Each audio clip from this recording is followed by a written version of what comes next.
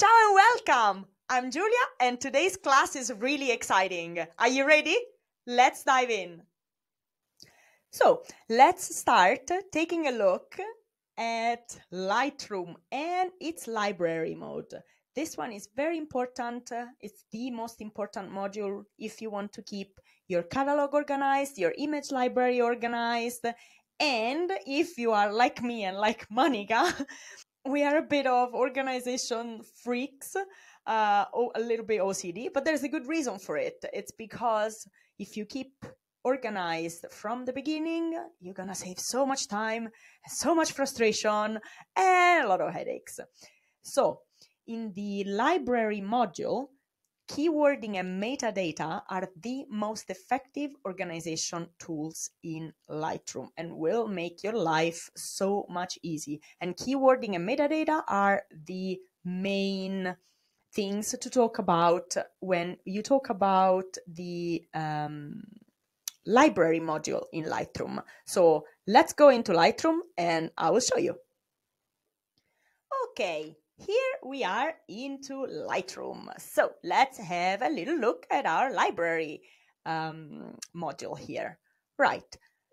So here on the left, we have our catalog information and our folder structure.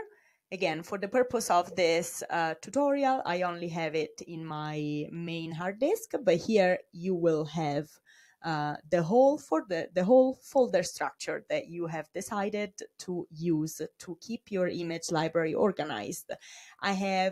We have a couple of classes on how to keep your image library organized, so check that one out, and also check out the class on importing your photos into Lightroom if you want to have the previous step. Now, once we've imported our photos into Lightroom, we will find them here. And collections, we have another class on collections and how to organize your Lightroom catalog and how to rate your photos and select keep the good ones, throw away the bad ones. We dive more in depth into that in another class. So check that out. For today, we are going to talk about what's here on the left-hand side of our library module. So our keywords and our metadata. That's what we're going to focus on today. Now, quick develop.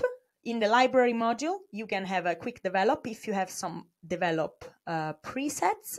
We have a class on presets. We have a class on everything. So check out all the other classes and it will all make sense.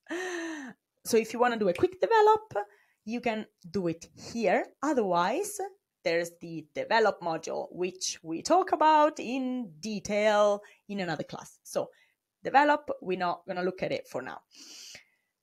Now, keywording and metadata is what we're going to look at. So keywording, ta-da! All right, what are keywords? Keywords are very important tags and elements and words that you attach to that particular image. Why? 1, to find that image more easily. 2, to keep it organized. And 3, if you ever want to submit it to stock or for SEO purposes or for your social media, having words and keywords attached to a particular image will make your job easier and will make Google's job easy in case anyone's trying to find that image. And if you're selling on stock, it will make the stock website job easier because your clients or whoever's looking for that image is going to be able to find it more easily, as well as yourself. You will be able to find your images more easily. So keywording is very important. If you have a bunch of images that have the same keywords, because obviously this is the same subject, maybe I just have different angles, my keywords will be similar for this whole photo shoot session. If you are, for example, traveling and you have different restaurants, different locations and stuff, your keywords will be different image by image. But there are ways to automate keywords. and it's important that you keyword your images correctly. So in this case, I have a beautiful tomato salad. So some of the keywords that I might want to add to this image are exactly those. So tomato, salad.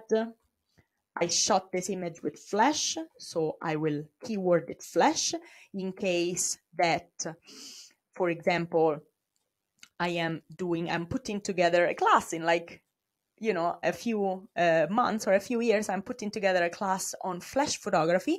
I want to be able to look and find all of the images that I've ever shot with flash.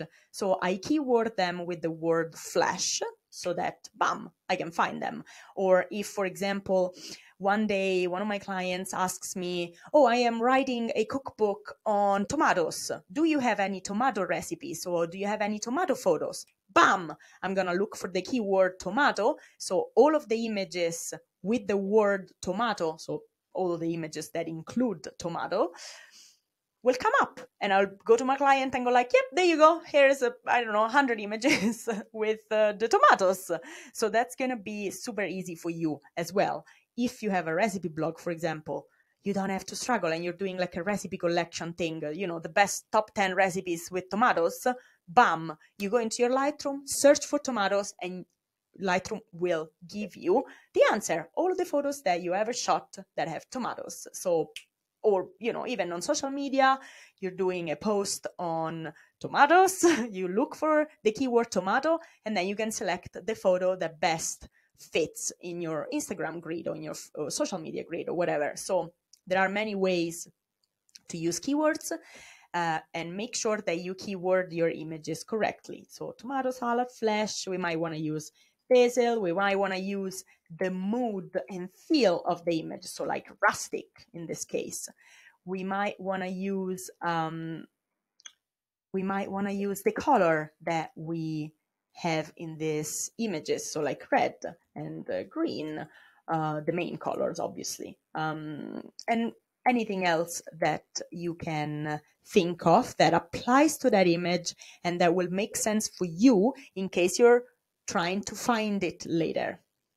Over time, Lightroom is smart. It will learn what keywords you use more often. So down here, it will give you suggestions.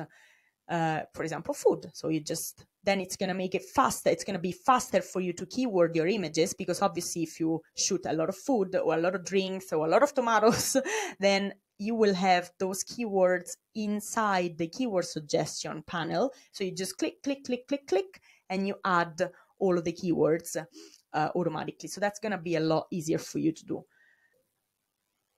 Now, another way you can save time and effort is by creating keyword sets.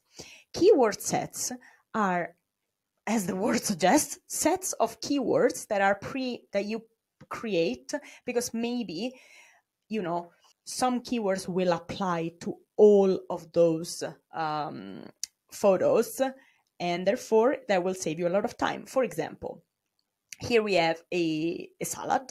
So you can create a set of keywords for salads that will apply to all of the salads that you ever shoot in your life. Or you can create a keyword set for cakes that will apply to all of the cakes that you shoot, so that it's going to be easier for you to just select the set, and then it will give you all the keyword suggestions that will be fine for that set. Now, how do we do that? So if we go here in the keyword set, now we have salad because I already saved it, but you can go edit set. Here you can add, or if you don't want to do one on salads, you want to do maybe like one on cakes, then you can write cake. Instead of healthy, you can write, I don't know, indulgent. You can write sweet food, you know, all of that. For me, the keyword set that I created with salads, colorful, fresh, healthy, vegan, vegetarian, easy, everything like that. So all the keywords that you can think of that will apply to the majority of salads that you shoot. So once you have a set of keywords that you're happy with, what you do is save current settings as a new preset, and then you call it salad. Now, obviously, I already have this, so it's not going to work, but you create a preset named salad, and then you click create. And then basically what happens is when you select it over here, salad, ta-da, all of the keywords that are in the set will appear here. And then what you need to do is just basically you click on them, salad, pop, and it appears in your keywords. Colorful, pop, fresh, vegan, healthy, vegetarian, easy, so that it's easier for you to just add all of those keywords to that photo automatically. Bam, just like that, 2 clicks, done. Now, the keyword list is basically a list of all the keywords you've ever used, ever.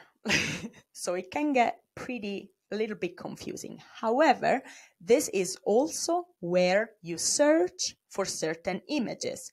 For example, when I imported my images here, I automatically applied the food tag, the salad tag keyword to them, which means if down the line I'm doing a cookbook on salads and I want to look for all of the images that have salad as a keyword, I'm just gonna select salad, click on this little arrow here, and ta-da, I get all of the images that I've ever shot with the keyword salad. So that is pretty powerful. That's pretty useful. And that's how you find all of those images with keywords. And that's why you give keywords to your images, so that you can find them later. Now, let's talk about metadata. Metadata is all the information about that picture, about how that picture was shot, about copyright information, and it's all stored inside within the image, and it's always attached to the image. So if you save your image on your blog, all that information is attached to it. Now, the metadata includes the basic things, obviously, like the file name.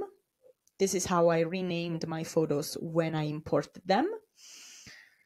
It's got the original file name, so whatever that name of that file was when you shot it in your memory card, it tells you where that image is stored, so in what folder. It tells you if the metadata is up to date, and here, this is pretty useful stuff. You can title your image, so tomato salad. You can caption your image, so give yourself some information there. For example, shot with flash, plus I use the softbox, no reflector, plus I used a flag, so a black flag. So here in the caption, you can it's basically a little note to yourself. You can write whatever you like. You can write your lighting setup. You can write, if you shot this image with someone, if you shot it for a particular client, for a particular reason, if you use a particular brand of, I don't know, tomatoes, or whatever note you want to attach to that image, you can write it here in the caption. Then we have the copyright information, very important, because as soon as you create an image, that image has your copyright. I have a class on copyright where I explain exactly what it is in our business course. So check that out if you're interested in how copywriting works. The copyright status is not unknown. I know exactly that I took this image, so this image is copyrighted. This might help you in the long run if you use your images online, on your blog, on social media, and they get stolen or reused without your permission. If you attach this information to your image, it will be easier for you to then go after copyright infringement. Again, check out the class on copyright. if you want to know more. So again, creator is myself.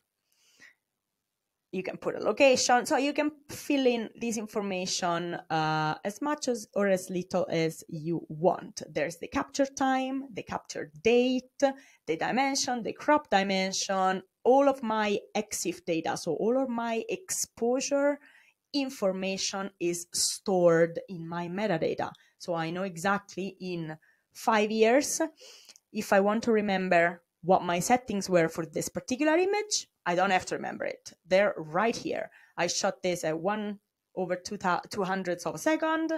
I was shooting at f6.3. I shot this at ISO 100 with my 50mm lens, with my 50mm 1.8 lens on my Nikon D750 camera body. So here you have all of the information about that pictures and the camera settings that you used. Now, what if you have a set of images that will all have the same metadata, the same keywords and everything? What you do is you simply select multiple images, and you do that by pressing Control on a Windows or Command on a Mac. So you select, or by just drag, no, you can't drag, okay, never mind. By pressing Command or Control, you select all of the images that you want those same keywords and that same metadata to apply to, and then you just simply go sync metadata. And here you can tick what information you want to sync. So I want to sync all of the camera info. I want to sync the basic info. I want to see the copyright info. I want to sync, you know, blah, blah, blah, all of the things that I want that image to sync, including my keywords, which are down here. So you will tick that. This way we're syncing the keywords and, you know, whatever metadata you need. And then you go sync. And those settings, those keywords and that metadata will have automatically applied to both this image and also this image. Ta-da! So that saves you a lot of time. So that's all for today. I hope that was helpful. Thanks for watching, and I'll see you next time. Ciao!